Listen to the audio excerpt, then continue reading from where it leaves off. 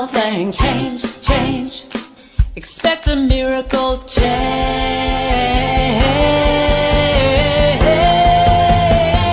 Watch me change when you change the way you look at things. The things you look at change. When you change the way you look at things, the things you look at change. When you change the way you look at things, the things you look at change. When you change the way you look at things, the things you look at change.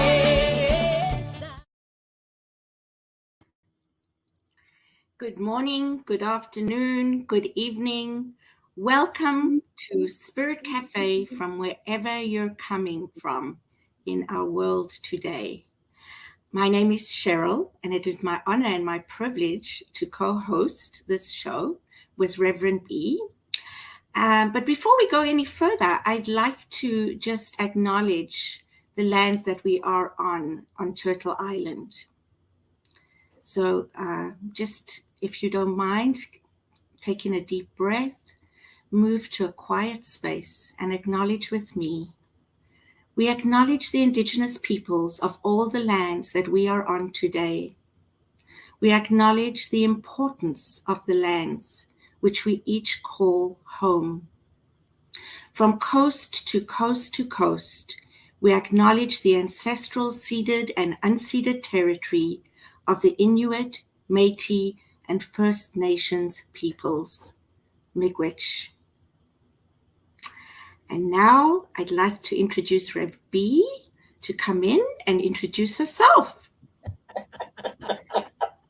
Well, I'm Barbara Schreiner-Trudell and co-host with my beloved sister Cheryl here on Spirit Cafe. And we're having fun with these courageous conversations. So today, our guest is another beloved sister of mine, Gino Walker, who I met a number of years ago. She is a singer. She is an activist. She is a spiritual leader. She is a force to be reckoned with.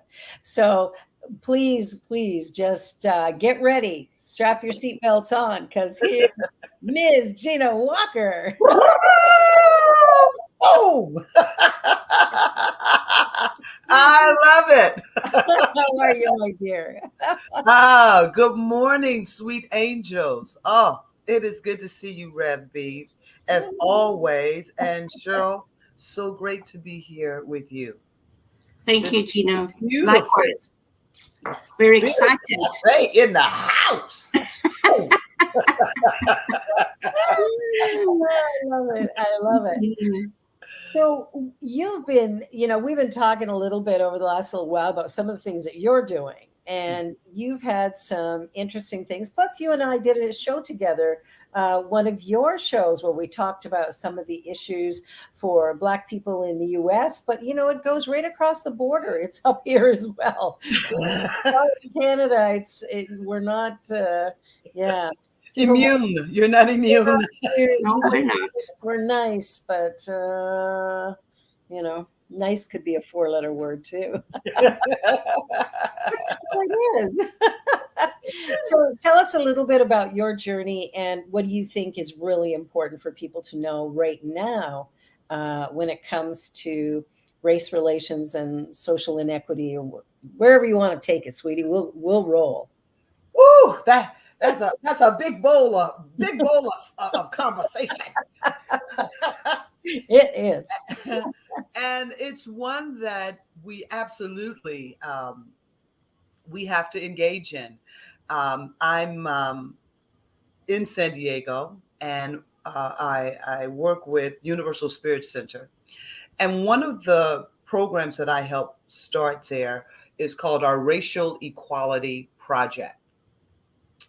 And that came about when we were in the shutdown and George Floyd. And, for so many of the other people that I worked with, they were in a state of just being shocked and appalled.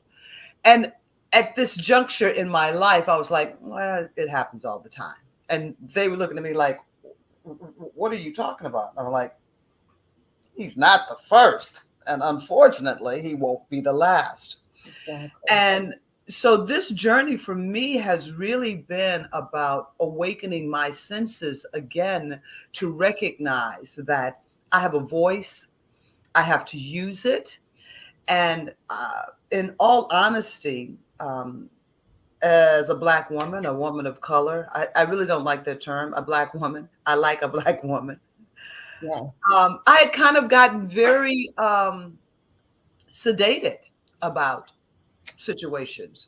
Yeah. And would I had many accounts came to my mind where I'm in mixed company and people would say things that I thought were out of line, but I'd brush it off like, oh, they didn't mean it.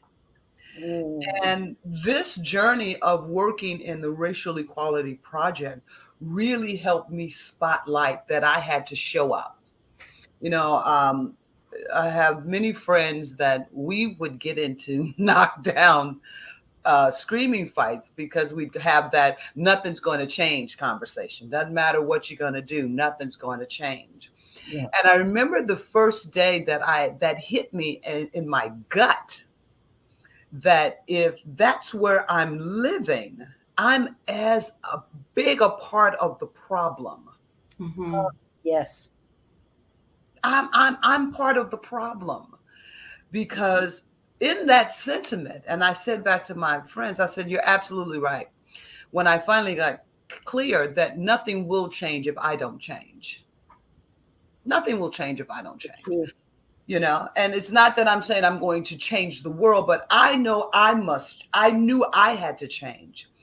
And so with that, one of the things that I brought to the center, we took a trip to Montgomery, Alabama, Nice. to experience history, to explore this uncomfortable conversation. And initially, it was about 12 to 15 people. So I was very excited that many people wanted to go. And I have to say that outside of myself, I was only a Black person. We did have a Latino man, but just due to some people getting ill, that ended up being only about, I think, 6 of us that went. Yeah. And so we were in Montgomery, Alabama. Where we stayed was right off of the riverfront. And I did not know that this was the street they marched the slaves from the ships.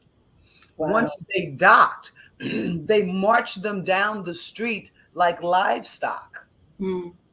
To the center of this street, there's a little go round there, a roundabout. There's the word, a roundabout. And they've made it, they put a beautiful fountain there, but that roundabout served as where they would separate families, break off the slaves. Uh, and so there was that. So there's an energy already that was there and present. And then we go to walk the bridge of Selma. Mm. And realizing that, once again, I mean, I was raised Catholic. I went to Catholic grade school, high school, and did 1 year Christian college. I was like, please get me out. That's funny. Get me out of here. Um, but looking back on my teaching, I was taught really nothing and very little of the true essence of our history. Yeah.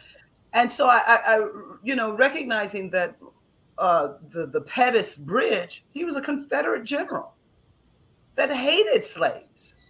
Mm. So there's so many things, and not just in the South, but there's so many things in the South Yeah. that celebrate this part of our history that we dehumanized individuals, human beings.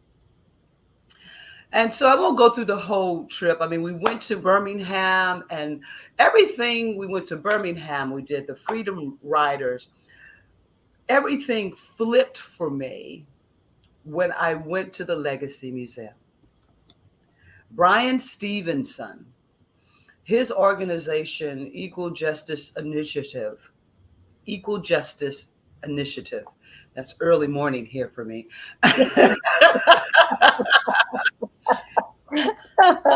I employ or I encourage everyone, if you have not been to the Legacy Museum, Mm-hmm. it is our history. Yeah. And when I say our, I speak of us as a global world that Mhm. we have had slaves throughout century. Mm-hmm. Yeah. But one of the things that changed with when when they kidnapped Africans, they created a system rather, well, and I got to say they knew what they were doing. They created a system that started to enter into race.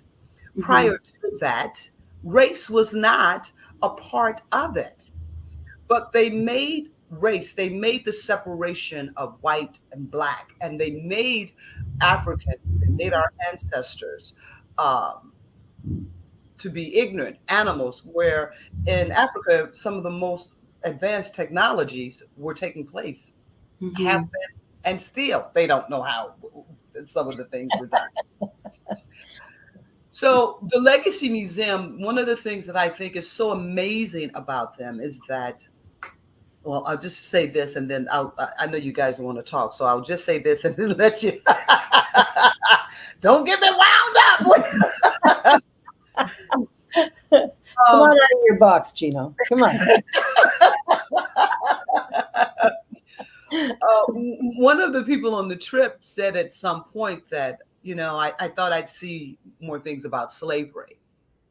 And I said to him, I said, everything is about slavery. He's like, no, no, no. I mean, and I said, no, I understand what you're saying with the chains and the whips. I said, but everything is about slavery still to today. And so he kind of like, well, I said, we have to be able to talk about it. You don't agree with me? That's okay. Mm-hmm. I'm coming from a different space. After the Legacy Museum, and he couldn't finish it because it was just too much. He was on full. And I get it because I too was on full.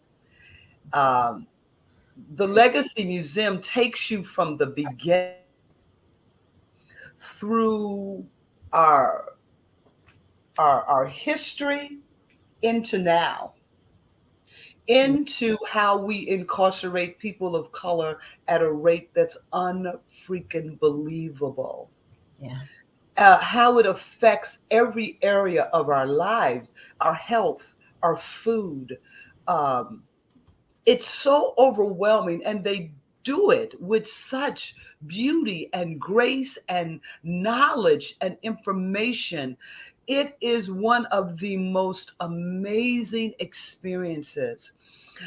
I kind of lost it when I got to the lynching aspect of the museum, and for two reasons.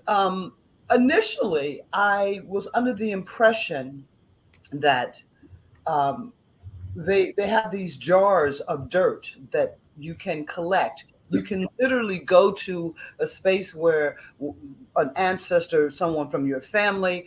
My initial understanding was that was where they were hung or lynched at. But I came to find out that it wasn't just that, it was also finding out where your ancestors, the ground that they had walked. And so putting this dirt in the jar and putting a name on it was really honoring our ancestors. And I realized I had never, ever, ever done that. Wow. And so now my family and I are in the process of that because I think that's part of me. And I said to my family, that's part of us healing, that we honor those that took the walk for us. Of course. Well, it's exciting to hear what you're talking about, because I think, and I love that you're talking about it's our history. Yes. Yeah. It's all of us. It's not about Black lives. It's about how the Black lives were impacted by the white lives. Mhm. Yeah. The indigenous lives were impacted again Yes. by the white lives. And I think looking at that from a different perspective, this isn't your history, this is our history. Exactly. Yeah, we all took a part in it. You know, we play a role, and we need to be accountable for that as well, which I think is so important. And it's so insidious. I want to just share briefly a situation that happened to me on Sunday. Mm. It's like it took a second before it landed what had actually happened. And then I was like a little upset with myself. I didn't get it quicker, but I did a memorial service in the afternoon. And one of the people were coming up to me and thanking me for the words that I spoke. It was not a one-on person. It was a cemetery had me come in and do a positive, upbeat, loving, you Oh, know, message. And yeah, yes. it's really lovely. We had music, we had that. But after it was over, I had people coming up and chatting with me. And I'm talking to a group of 3 Black women. And the one woman is telling me about her mother dying during COVID and Mm, how she couldn't be there with her and she gets the mm, call at work and this and that. So we're having this very moving, emotional talk. A gentleman comes and interrupts us and says to me, I have a joke for you, and proceeds to start telling the joke. So the women go, we'll see you later. Thank you so much. And off they go. And it was as he started talking, I thought, talk about white privilege, white male privilege. You think you can come in and stop our conversation dead in its tracks to tell me a joke. Mhm. Really bad one after that. Like, and that makes it even worse. yeah. And and I was so irritated. Like I didn't even know what to say to him at that point. And I wish, as soon as he stepped up, I'd said, we're not quite done yet. Give me a minute. Mm. So that I could have my focus. So I tried to find the women afterwards to apologize, and I couldn't. But I thought, at least I'm seeing it now, Mm. Yes. right? Yes. Now the Mhm. next step will be seeing it instantly so I can address it instantly. Yes. Then afterwards going, but I thought, how bold, like how inconsiderate do you need to be to interject in that way? And especially with something so trivial. Mhm. It Mm. was. I have been frequently saying, along with our racial equality project, I do a show which Rev B came on called Kitchen Conversations, Yeah. and it's about addressing racial inequalities in every capacity. Um, and I have said that, we hear, I'm sure you hear from family and friends, people talk about the good old days. I want things to go back to the way they used to be. And I said to someone that in our community that was a little disturbed by some of the conversations that I have brought in through Kitchen Conversations and our Racial Equality Project, that we are in the process of learning a new language and Yes. learning how to live at a higher level of consciousness. That's So it. there will be no going back. And Mhm. those that just cannot understand that, they're leaving, they're leaving to go on the other side so that they can have clarity and help move this consciousness. Mhm. And so I love that because there's so many things that we don't see sometimes in the moment because it's been the norm. Mm. Exactly. And people would say, and I would have said before, oh, that's just a little too much. But I get it. I Mm. get it that these things have been so instilled in us. Yeah. It's such uh, an easy thing for us to accept that we don't see it. So Mhm. when you do see it, I'm like, yay. When I see it, I'm like, I saw it. Now the next time I have to say something, but I Yes. saw it. I felt it. Yeah. that's the thing, is that awareness, because awareness is power. Yes. So, when we get to that place where we get it sooner rather than later, that makes a big, big difference. Cheryl, you had something you wanted to? Well, I also think what's important for me is the books I've been reading and the education I've been taking, and so that I do, I am more aware. I think because it's ingrained in us, it's something that we have to acknowledge, but also continually talk about and discuss and educate and say, I am a racist. I grew up a racist because I was programmed that way, right? Yeah. It doesn't mean that I'm racist today, but I have racist. How can I say? There's probably still some racist some things in me that I'm not aware of, that I really truly and hope that as I learn more and am able to have this conversation more, that I'm able to release all that and let it go. One of the things for me is the discomfort of asking questions and saying the wrong thing, right?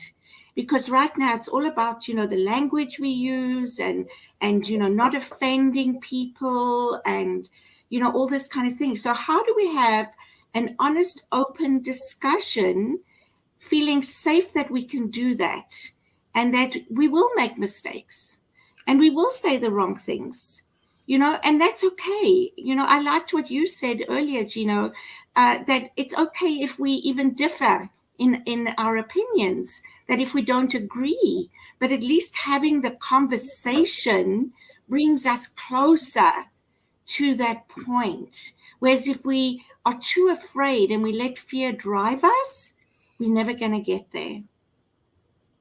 That's so true. So true. That is absolutely true. I have said for a long time, politically correct, PC, is one of the worst doggone things. Yes. Because it makes you afraid. You can't know. And if, we are all different.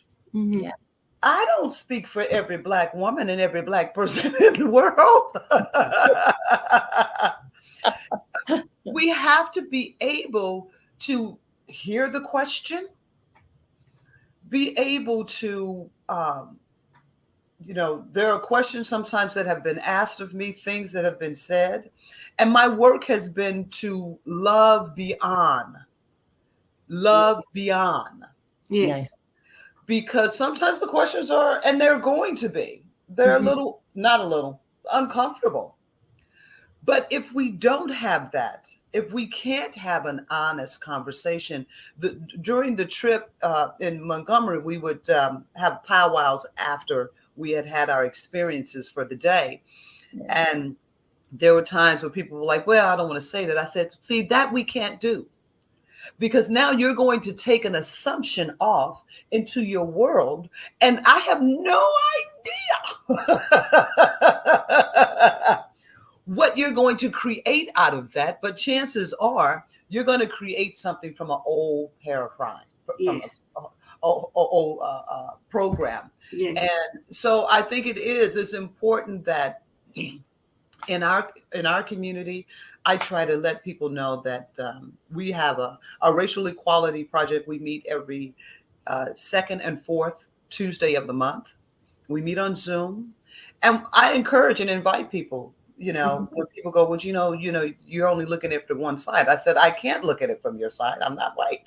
I said, but I encourage, please, let's have the conversation. Let's do it. Yeah. So I will put this question to you, ladies, because someone said to me, I go to church to have peace and feel love. And I believe that this is where I believe conversations like this should take place in the church. What do you say to that? I agree completely. 100%. 100%. yeah, I mean, that's going to bring up a whole nother issue in me, right? When we call ourselves religious and we go to church and we live an unchristian life, which is, I think, what a lot of us do and we don't realize, right? And Yes. so that's another issue. But I really do think that, if people are really intentional about growing spiritually and understanding where we come from, who we are, why we're here, which there are so many perspectives about, and that's okay too, right?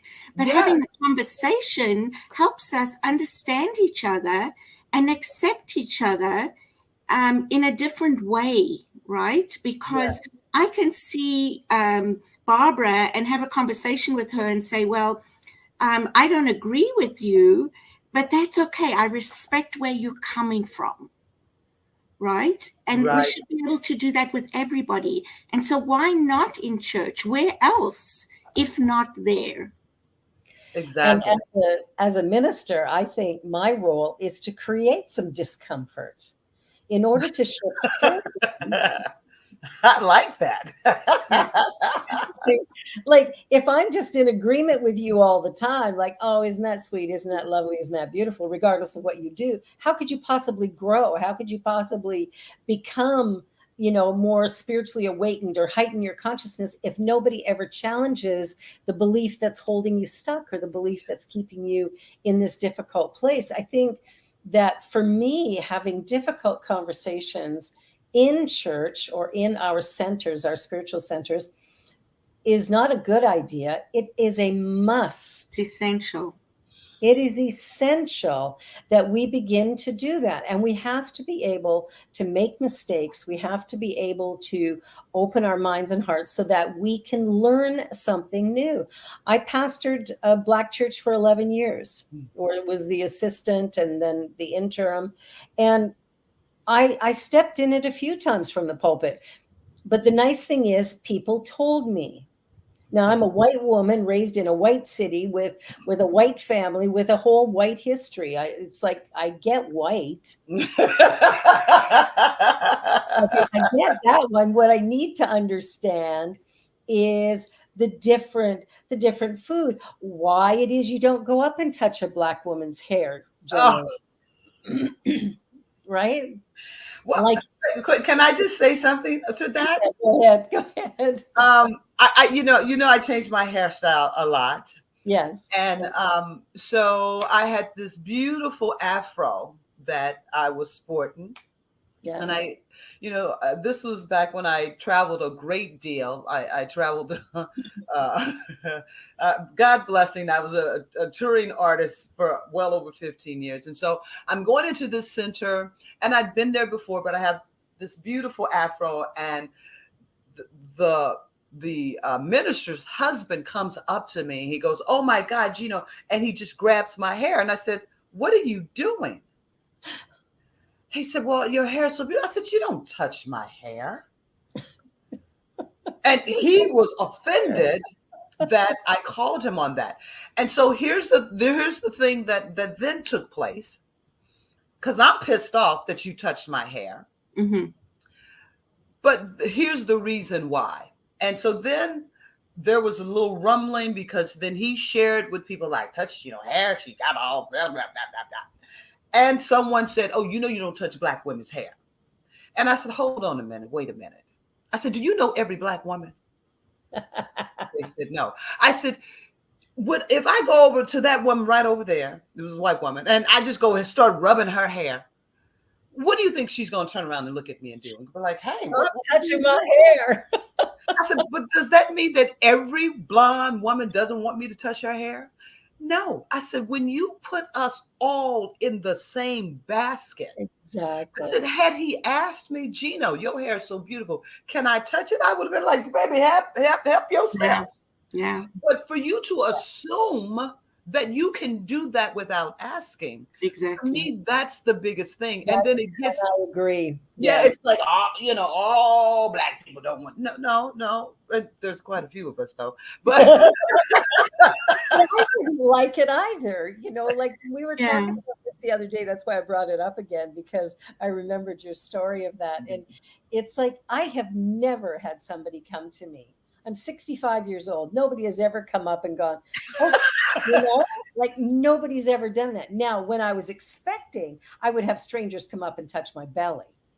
And it's like, I'm sorry. Like, come on, back up here a little bit. We're going to go to a quick commercial break, and then we're going to come back to continue this conversation.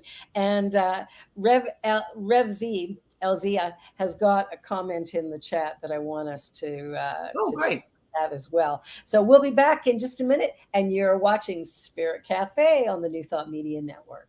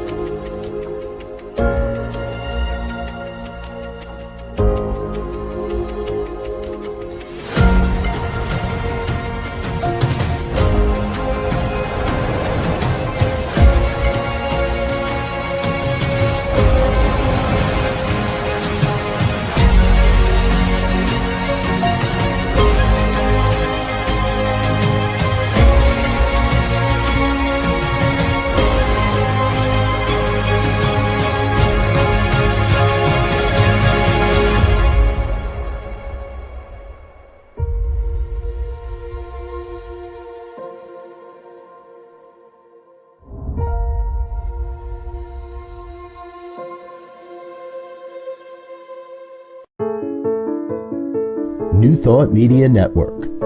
We are a global broadcast network of positive music, media, and entertainment, inspiring humanity's evolution along the journey of enlightenment and creating a world of love, peace, empowerment, and prosperity for all. New Thought Media Network. Positively inspiring.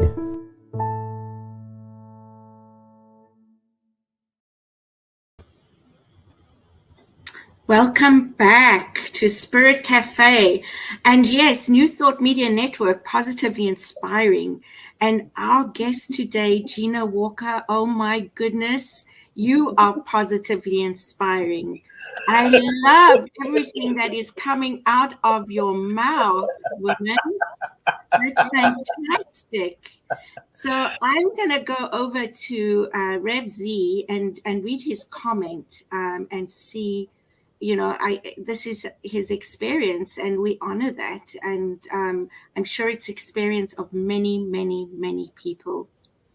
As an amateur genealogist, one of the biggest issues of the enslavement of Black people is that up until 1870, Blacks were listed in the census only by age and gender. As I think he means chattel? I'm not sure. Chattel. Chattel is a word? Okay, thank you. Property. Yeah. Mm-hmm. Yeah. See, okay, thank you for that. I didn't know that. Which is so dehumanizing. And the current mass incarceration does the same by reducing people to a number. Yeah.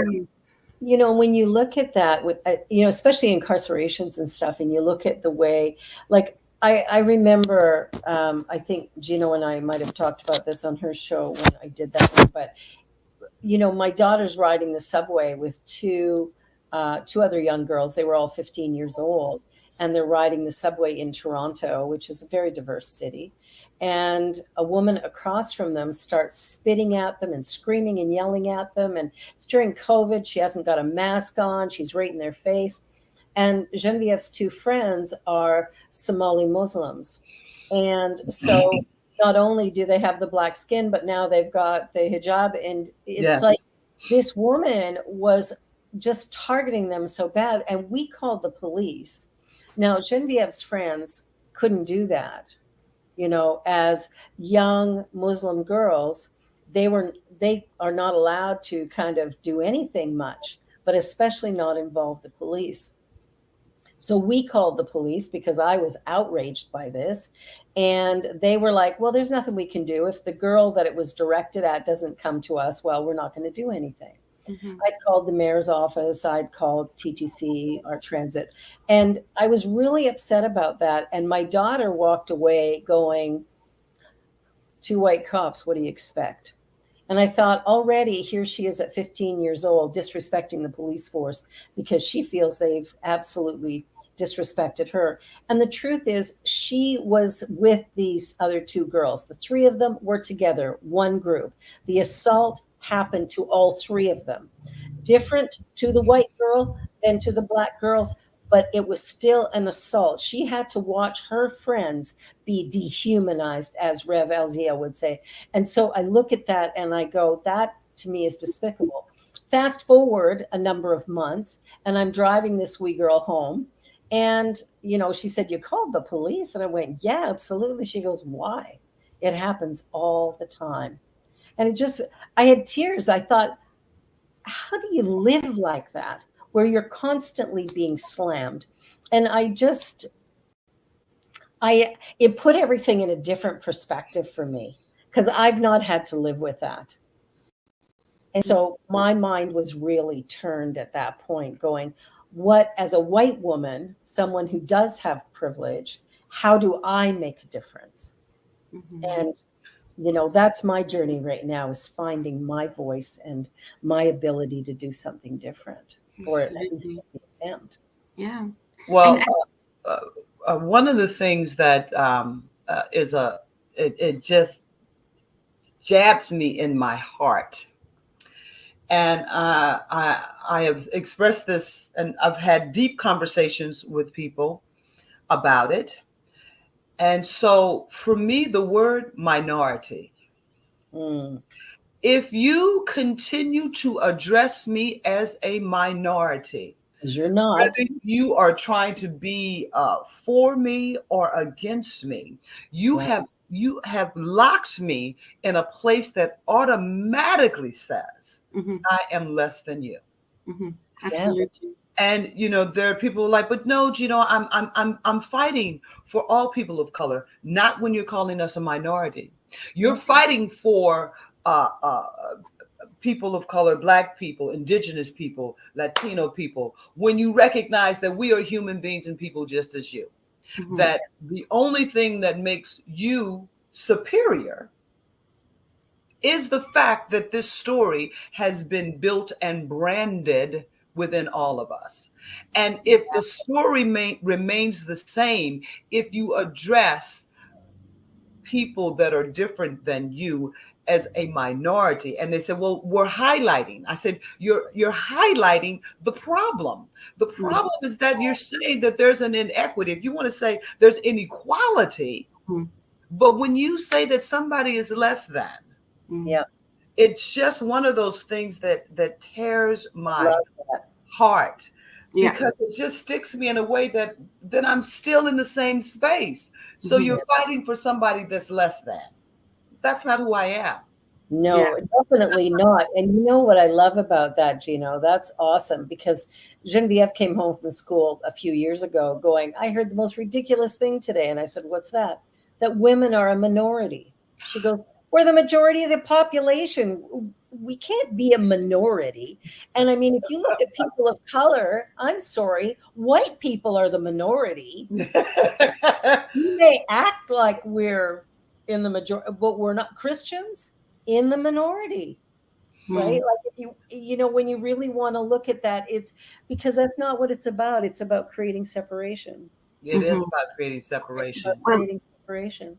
and that's one of the things that I've learned in some of the work that I've been doing, that everything that's been created around race and racism has been engineered, and it Yes. has been done so. And I think you mentioned that earlier, Gino, that it's not by any mistake. It's been done consciously, right, with purpose. Yeah. And one of the things for me is when we talk about dehumanizing, I believe that, let's look at it, and I'm going to name it, white men created and built the society that we're talking about.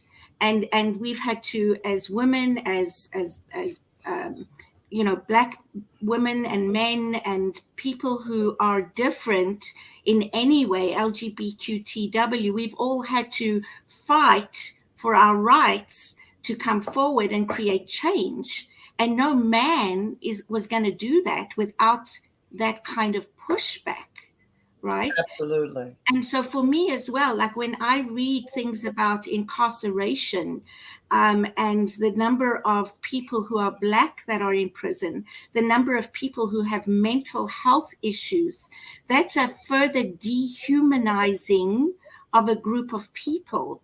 And so for me, these are systemic issues that Yeah. we can't just address one thing at a time.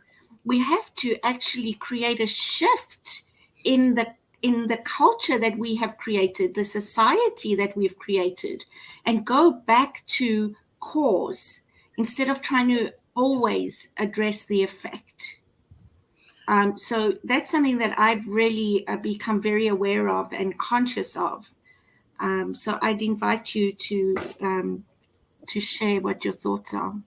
Sure, I love that, because what we see is that it bleeds in every area of our life. So it doesn't matter if it's about race, it could be about sex, it could be about gender, it could be in the workplace. I mean, it's this dis-ease that just breeds in every place, Yes. because we've created a system that there has to be a hierarchy, and then those that fall up underneath that. And it's a system that, the pandemic showed in so many ways Mm-hmm. that and I don't want to use the woke culture, but I want to say that awaken our spirits, awaken people in a way that there was a call that, wait a minute, we're better than this. Mm-hmm. We can do more than this. I had this beautiful transgender on my show, on Kitchen Conversations, and I was so blown away. And then I thought, well, yep, but of course. So she's telling a story, and she is saying how in parts of San Diego, in the Hillcrest area, that she feels uncomfortable. And I'm surprised, because the Hillcrest area is a gay community. Mm. And I said, well, why would you feel threatened there? It's a gay community. And she said, even in the gay community, I'm like, oh my God, what can we ever stop? Yeah. Even within the own structure, we're all fighting for this equality. This is your brother, your sister, and yet you still, because you are, and I'm gonna say it like you, sure, I'm gonna call it a white male, Yeah. that's threatened by this divine spirit that is calling forth her true essence. Mm-hmm. And so now you have been antagonized. So now you're going to throw this on someone else. Mm-hmm. It baffles the mind. Yeah. This, it's like a deep-seated unawareness that Yes. we just all participate in at some level, on some degree. If it's something different from us, or different than an experience that we have lived or that we've known, we want to name it bad. We want to name it not good. We want to name it a threat. Yeah. And it's like, oh, and my heart just went out to her. Mm. I was just like, wow. Mm. But, in the Black community, if you're dark skinned, you're not conceivably as beautiful as what we, in my day growing up, a high yellow. High yellow. You got good hair, bad hair. Yeah. The Well, lips. Yeah. My mother had beautiful, full lips. And at different gatherings, when families come together, she used to get flack. Mm-hmm. And I was all in it about it. Don't talk about my mama's lips. And this was before I realized that, women are getting Botox to get your lips, mama. Yeah, Yours are exactly. natural. Thank you for, Yeah. so yeah. Yeah. And the whole point is that it's learned behavior. It's learned. We think this is our belief system, but it's not a belief system. It's been learned, taught, and ingrained in us. And so we really need to recognize that and be able to educate ourselves again to unlearn what we've learned. Yes. And I think the only way that we can do that is by having some of the same experiences. When I say that, I get goosebumps, because it's also about hearing your experience, like truly understanding what you went through and being able to empathize with that. I'm not able to walk in your shoes, but I can certainly think about how that might have felt for me, to have experienced something like that, how it feels for others to go through and live like that, So for me, the biggest thing I will continue to do is read, learn, participate in anti-racist courses, which I've done some of those, and there's so much more for me to do. And I just want to encourage people to have the courage to do the same, to really read those difficult books. Some people say, oh, I can't read that. Oh my goodness. Well, excuse me, people lived that, so I need to be able to read that so I can understand what people went through, what experiences and what reality was to them. And I don't like them and us, but it's really about understanding what's been done to others. And if we don't do that, we can't be part of the solution. We can't be part of creating the change, which is exactly what you said, Gino. I need to do something.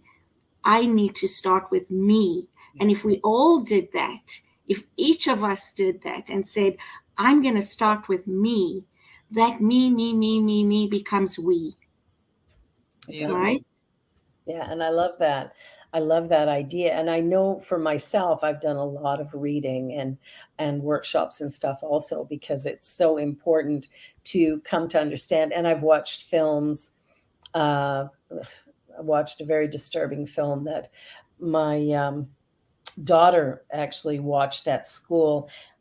It's a short documentary, or a docudrama or something. I'm not sure, but I think it was called Skin, and it was flat out horrific what occurred in that. But it showed that division and the fact that this learned behavior can be such a powerful force when people use it. And when I think about the people who are hating on each other, I think hurt people hurt people.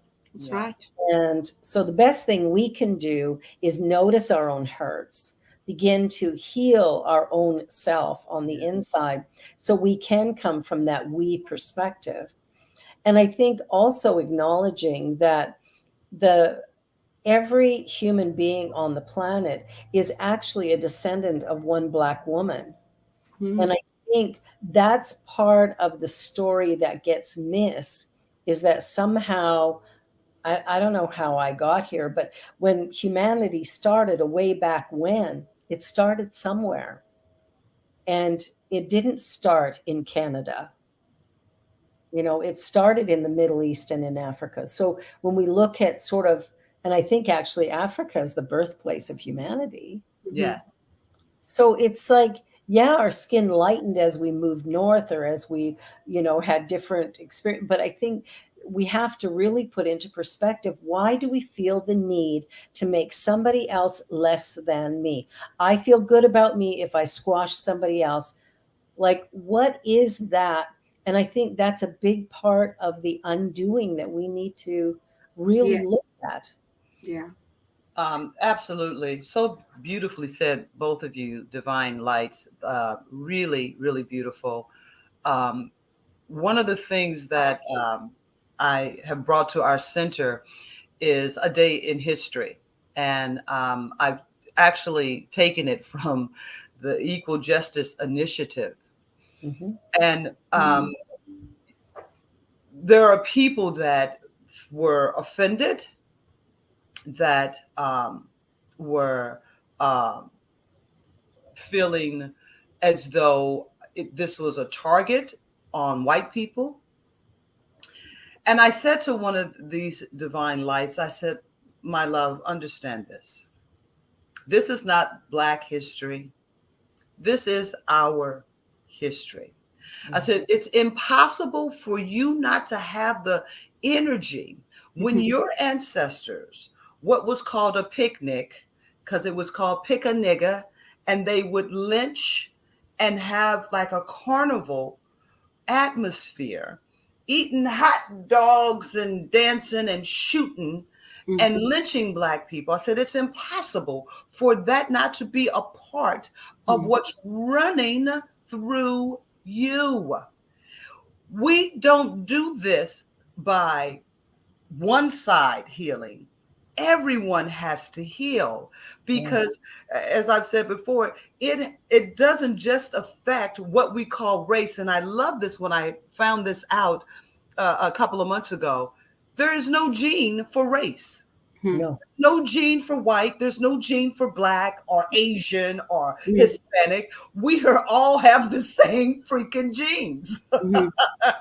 Now, Exactly. as you said, some got further away, and so the climate change and the Yep. weather and all these different things and the food that you would eat and all of this plays a part into what this physical extremity looks like, this lovely case of us. But Mhm. there is no race, there is Mhm. no gene race. Right. And they have tried for years. Because wouldn't that make life grand? Mhm. Mhm. Well, that would give a justification, right? Exactly, exactly. Which is what, when it was um, um, a Spanish writer, um, back in like 1820, 1830, something like that, that was commissioned to write about the slave trade.